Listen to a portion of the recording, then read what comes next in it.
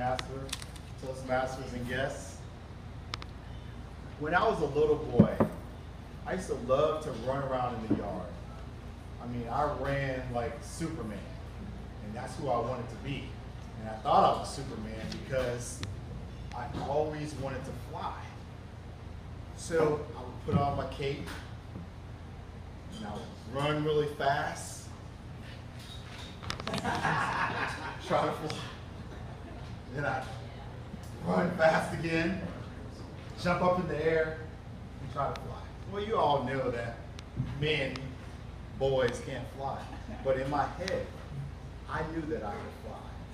I just hadn't got off the ground yet. Another superhero that was really influential to me was Batman.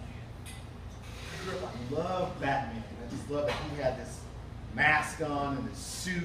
He had all these gadgets coming out of his hands and out of his suit. He was so cool. So I wanted a Batman costume. So I put on this Batman costume. And I would just pretend that I was getting in my Batman car, driving down the road. And I'd get out and I'd save Gotham City. I had a lot of superheroes. Spider-Man. I love Spider-Man. Raise your hand if you ever wanted to be Spider-Man. You? I mean, how cool is that to be Spider-Man? Because when you're a boy, you always want to climb and you want to be able to like pull stuff down. So I was the superhero, this fanatic. What I really wanted to be was something that I didn't get from my father.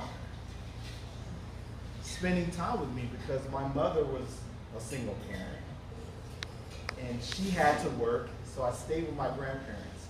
So I was always looking to be a superhero because I didn't have a superhero in my life to show me. So we always have a void in our lives and we really don't know at that time what that void is and what causes us to go towards that direction. So moving on in my life, I was always searching for something, searching to be something that I wasn't. So I would make up stories and fantasize about doing something that I never really did, but everybody else liked it because it sounded really good. And those little things start to spiral on into my life where I was just making up these imaginary characters and figures because I wanted to be something that was bigger than what I was.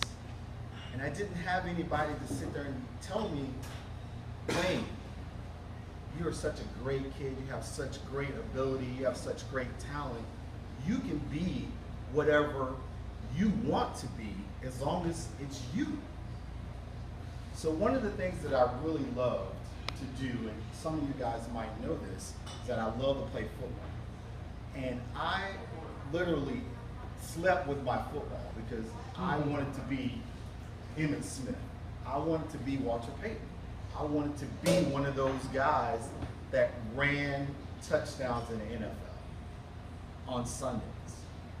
So I would spend hours upon hours in my backyard throwing the ball to myself, running plays, pretending, drawing up plays, watching TV. I spent countless hours every day. Sun was down and the lights were out and my grandparents would call me, Wayne, come in, it's time to come in, you gotta take a bath. Because I wanted to be Emmitt Smith. I wanted to be that football player that scored those touchdowns on Sunday. So I'm going to high school and I was really good at playing football in high school. And I was faster than the other kids and I was stronger than the other kids, so I scored a lot of touchdowns. Then I reached the point where things didn't work out so well for me and I didn't get that opportunity that I wanted to play to the next level because life happens. So I chose to be all I could be in the Army. And some of you guys remember that, be all you can be, right?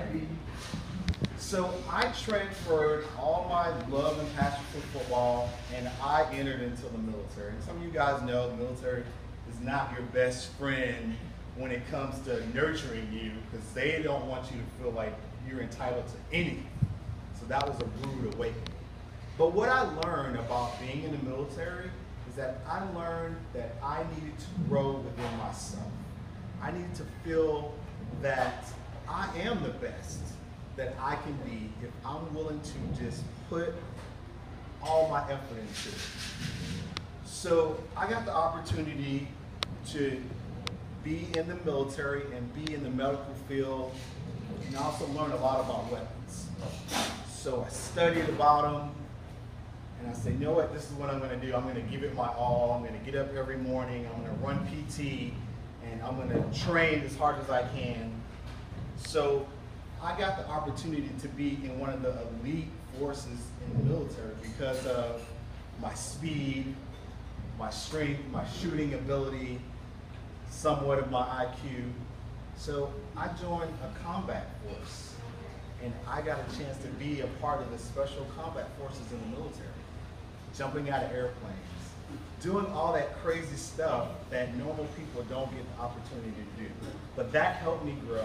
That helped me become more full in myself, to learn more about myself, to be me. And I started loving myself. Then I got out of the military, and those things that I learned in the military really transferred into working in my career and really helping people and lifting them up as a therapist. So now I've been an occupational therapist for 15 years. I've got an opportunity to meet a lot of great people. I've learned a lot. They had a great impression on me, more so than I've had on them. But I've learned over these years to love myself, to know that anything is possible if I put my mind to it. And that has really shaped and grown me tremendously. So I say, just take a look at yourself. And if you don't love yourself and you don't know what you want to be, just take a moment to do it. And you can be anything that you want to be.